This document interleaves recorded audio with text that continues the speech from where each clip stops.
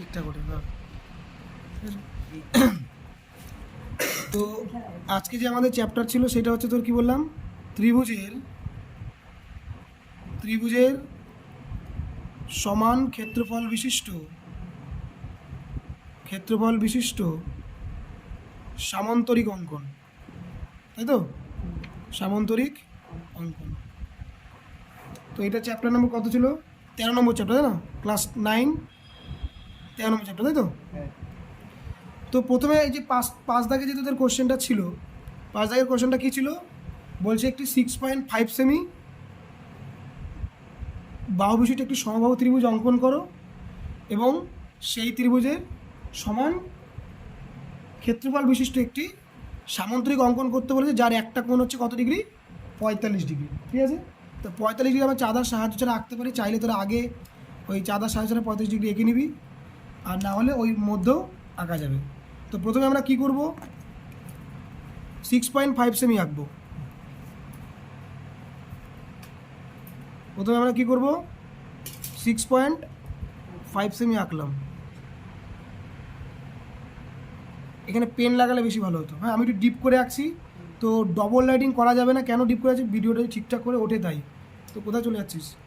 যদি ভিডিও ঠিকঠাক করে ওঠে তার জন্য ডিপ করছি, কিন্তু তোরা ডিপ করবি না, ডবল লাইটিং করবি না। এটা 6.5। এখানে বসে কি করব? বড় করে একটা দাগ টেনে দেবো। ক্লিয়ার? 6.5 সেমির মাপ নিয়ে একটা সমবাহু ত্রিভুজ অঙ্কন করব, যার প্রত্যেকটা বাহু সেম, তাই না? এই মোটামুটি একটু কম বেশি থাকতে পারে, জাস্ট আমি আঁকার জন্য তোদের বলে দিচ্ছি এভাবে আঁকতে হবে। হ্যাঁ, এখানে বসে এই, এখানে বসে এই একবার, আবার এখানটায় বসিয়ে এই একবার, এই বিন্দুর সাথে এইটা যোগ, এর সাথে এটা যোগ করলে আমরা কী পাবো? ত্রিভুজটা পাবো। প্রথমে ত্রিভুজটা অঙ্কন হয়ে যাবে।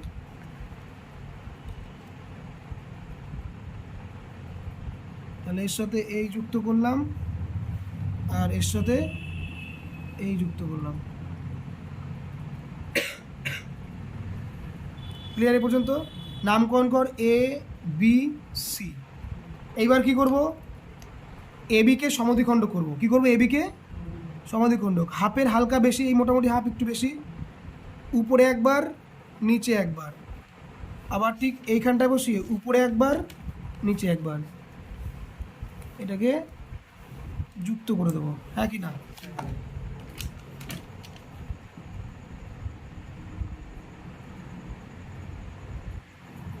দিলাম। এইবারের কাজ ভালো করে শোন। এ বির মাপ নেব, এই যে এ বি নিচেরটার, এ বির মাপ নেব, ঠিক সিতে বসিয়ে একটা বৃত্তচাপ আঁকবো, হলো। আবার এসির মাপ নেব, যেহেতু এখানে যেহেতু সেম, তার জন্য আর বেশি আমরা কিছু করতে হলো না। এসির মাপ নিয়ে এইখানটায় বসিয়ে এই কাটবো। ক্লিয়ার? এইখানে এইভাবে ডট মেরে, মানে এই অ্যাকচুয়ালি এ বি সমান্তরাল সরলরেখা আঁকবো, মানে এর সাথে সি যুক্ত করে বাইরে বের করে দেবো। এইখানটায় এসি এর সাথে এটা যুক্ত করে আমরা বাইরে বের করে দেবো। ক্লিয়ার? এ পর্যন্ত? তাহলে এ বি সি, এটাকে ডি নামকরণ কর, এটাকে ই নামকরণ করলাম। ক্লিয়ার? এ পর্যন্ত? পরের স্টেপ এবার বলছে এই ত্রিভুজটা সমান ক্ষেত্রফল বিশিষ্ট একটি সামান্তরিক আঁকতে হবে, তাই তো? তাহলে সেই সামান্তরিকের একটা কোণ বলেছে 45 ডিগ্রি। এইখানে বসে আমি একটা 45 ডিগ্রি কোণ আঁকবো। যেহেতু অলরেডি এটা সোজা আছে, তার মানে 90 ডিগ্রি আছে। যদি কখনো না থাকে তো সবার প্রত্যেকে তো সমানই, তার মানে 90 ডিগ্রি থাকবে। তো এখানে 45 ডিগ্রি আঁকতে গেলে কী করবো? এইটা অলরেডি 90 ডিগ্রি আছে, তাই না? এটাকে করতে গেলে কী করবো? এইখানটায় বসিয়ে আমরা একটা যে কোনো মাপে একটা বৃত্তচাপ আঁকবো। আঁকলাম। এইটাকে অর্ধেক করলে কত? 45 হয়ে যাবে। এইখানটা ঠিক বসিয়ে এই, মানে এখানে বসিয়ে এই, আর ঠিক আবার এইখানটায় বসিয়ে এই। ক্লিয়ার? এই যে মাপটা এসে এখানে যুক্ত করে দিলে কত পাবো? 45। তাহলে ঠিক এই বিন্দু আর এটা দিয়ে এখানে যুক্ত করে দিলাম। ক্লিয়ার? আমি একটু মোটা আঁকলাম, তোরা কিন্তু মোটা আঁকবি না, প্রথম থেকেই বলেছি। তাহলে ই, এটা হচ্ছে এফ। এইবার এই বিডির মাপ নিবি। কার মান? বিডি। বিডির মাপটা নিবি ঠিক এইভাবে, এই এফে বসিয়ে এই টানবি। ক্লিয়ার? এফ, এটার নাম কোনো জি। এবার জি আর বি যুক্ত করলেই হয়ে গেল। সব কটার আঁকা ঠিক একই রকম।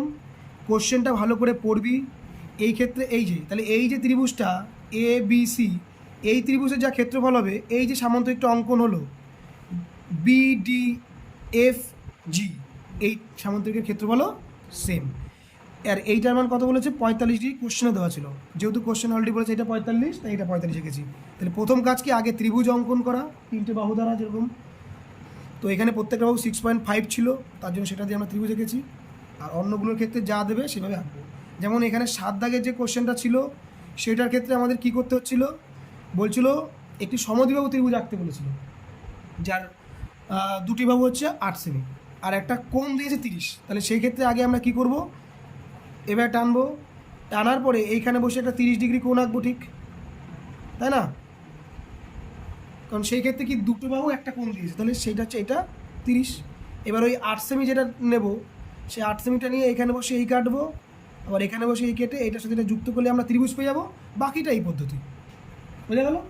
এবার কথা হচ্ছে ওইখানে যে সামান্তরিকটা সেটা কত ডিগ্রি আঁকতে জানি না, এটা 30, তো ওই সামান্তরিকের ওই কোণটাও কত নেবো? 30 নেবো। ক্লিয়ার এই পর্যন্ত? বাকিগুলো সব এই প্রসিডিউরই, প্রথমে ত্রিভুজ আঁকতে হবে, তারপর হচ্ছে যেরকম আঁকলাম সেরকম। ক্লিয়ার? তো ভিডিওটা প্রত্যেকে দেখে নিবে এভাবে।